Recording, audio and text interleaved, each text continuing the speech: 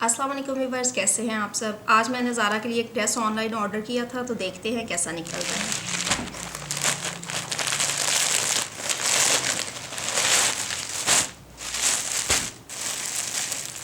یہ کیا نکلا ہے؟ سویٹر۔ یہ دیکھ لیں آن لائن کا حال کہ میں نے سوٹ آرڈر کیا تھا، 3 سوٹ تھے، تو یہ اندر سے وائٹ سویٹر نکلا ہے۔